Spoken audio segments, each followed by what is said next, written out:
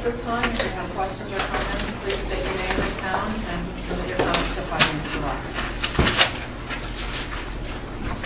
Anybody? Yes. Thank you. Where do I start? Right here? Thank you. Sorry. Good evening. My name is Molly Orline. I'm a taxpayer in Chester Township, the mother of a student in the school district, and an English teacher here at Mendham. First, I would like to thank Dr. DeBattista and the Board of Education for your support and generosity in granting me a family leave last year when my husband's job took us to Montreal, Canada. I would like to believe that our community puts families first. I come from a family of artists. My father is a graphic arts professor, my mom teaches art to homeschooled children, and my brother is the technology coordinator at Pratt Institute.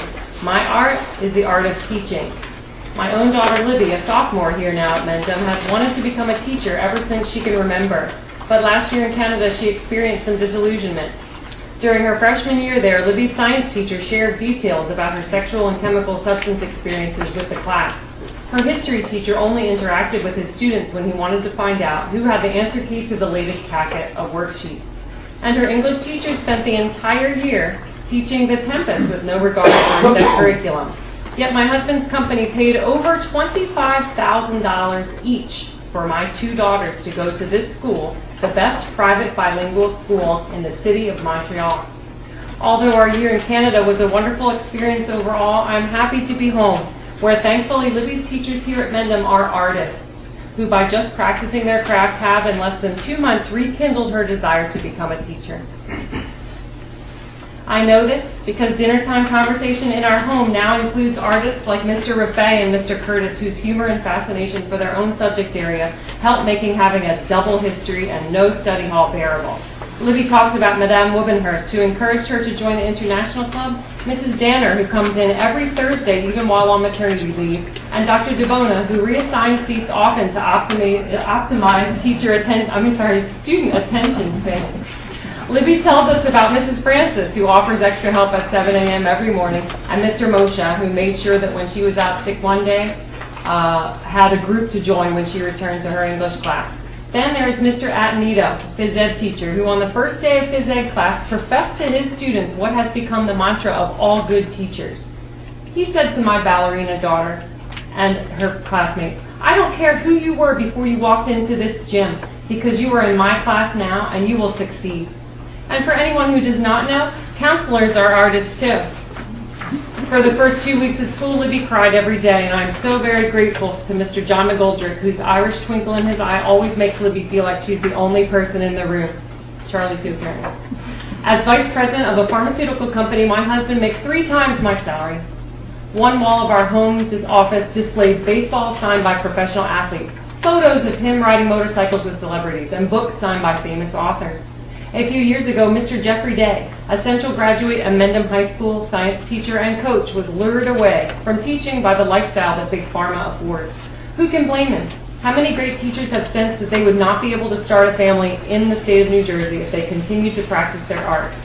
Last fall in Canada, my husband asked me if I was getting paid for the 85 college recommendations that I generated for over a dozen of Mendham High School's class of 2010, if he only knew that my colleague Dorothy Palmy generated at no cost to this district between 500 and 600 college recommendations last year alone. My own husband does not understand my art, but many spouses of teachers do, for they are teachers themselves. Teachers in our district, like Rich and Sue Tramolini, Emily and Nathaniel Ward, Rebecca DiMaselli, Stephen Santucci, Tim Reimer, and Peter Moshe, whose young wife is due to have their first baby in December. These families will probably never make the money that my husband's job affords me and my family, and yet I find I am profoundly jealous of them to have spouses who understand the long hours they sacrifice and who get as excited as they do about the daily brushstrokes of their art. I brought with me tonight one of the items that is taped to the wall on my side of our home office. This one is a tiny gift tag that in neat red handwriting says, "Thank you for nurturing my love of learning. With much love and gratitude, Ann Larita." 2 Fridays ago, Ann visited Mendham High School, and I happened upon her when she was surrounded by throngs of fans and well-wishers. She looked through that crowd and she exclaimed, "Mrs. Orline, you're back!" I sensed the rarity of that single moment And as I saw standing before me a girl I once knew only too briefly. Almost finished. Ladies and gentlemen, I stand before you proud to say that like my own father, mother, and brother, I too am an artist. My medium? The sons and daughters of this community, the classmates of my very own daughter, who thankfully does not want to work behind a desk or for $1 million corporation. Perhaps some of you have heard the buzz about a new documentary movie entitled Waiting for Superman, about the need for educational reform in this country. Well, my girl Libby will never have to wait. Superheroes come to her every day at this school in the form of artists who rarely see the final result of their efforts, yet who compulsively, obsessively, unconditionally, and tirelessly find inexplicable satisfaction in their every brushstroke. So what are we as a community waiting for?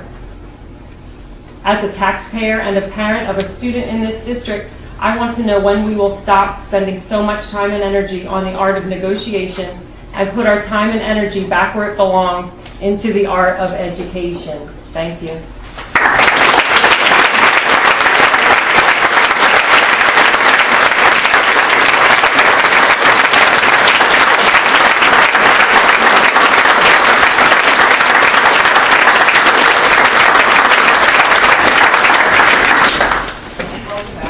Thank you. Any other questions or comments? Yeah. Deanna Axford-Jett in Mendham Township. I was very appreciative of the last board meeting that was videotaped. It made it very nice to go back and listen and re-listen and re-listen again. And I just have a couple questions about the last board meeting. At the last board meeting, Mr. Button motioned to limit tenure of the teachers. And I was just wondering, isn't this micromanaging? If you look at the record, the minutes, the full board voted that motion down. Because I was reading in this case about Don Beatty about the school ethics and how he was trying to micromanage the district. And isn't this the same thing? Mr. Button, isn't this the same thing? Don Beatty was before my comment. Go ahead. She prefers to do it fresh to the chair.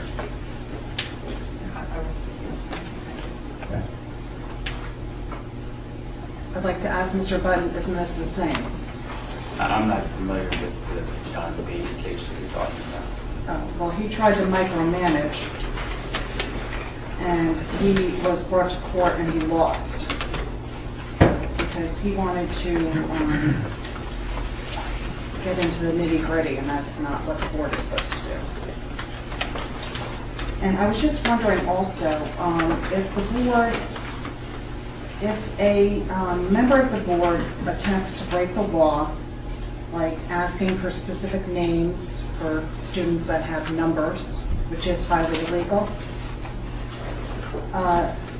or they are ignorant of the statutory rights in general, isn't this detrimental behavior for the board? Sometimes when members are new, they don't know all of the laws that govern or the protocol of the board, and so we use it as an opportunity to get educated. And David Lee addressed the board at the last meeting and has done that in the past. And then we have a number of opportunities to get educated at school boards, and that's coming up tomorrow and Wednesday. And a number of board members are going to get educated. Yes, I found Dr. Lee very informative, and I would just hope that the board would educate themselves and know the law so that they don't expose the board. Thank you. Any other questions? I'm Phil Colon. I'm a senior at Mendham High School, as long as the wrestling captain. This is my first time I've ever been to a Board of Education meeting, and it'll hopefully be my last for this reason. The reason why me and my fellow wrestlers are here is because we're here to stand up for our coach. Our coach has been nothing but a mentor and an outstanding coach to us. And more, he's been an amazing person. We shouldn't be subject to this harassment by our booster club. Every time I lose a match, I've lost a fair share of matches. I never go back and blame my coach. Our coach has always been there coaching us. We support our coach, and he supports us and guides us through everything we do. Our coach is doing more than a fine job not only coaching us in wrestling, but also in life, so we can be successful members and productive members of society. Last year, we had a county champion, Chris Florick, who has only wrestled for 3 years and has never had another coach besides Coach Bay, and a district champ. And 3 years ago, my freshman year, we were co-champions of the conference. Yet, some members, but not all, of the Booster Club tried to derail our coach. These members might be speaking the loudest, but they are not the most important voices. If you are looking for a man to fit the job, it is Coach Big.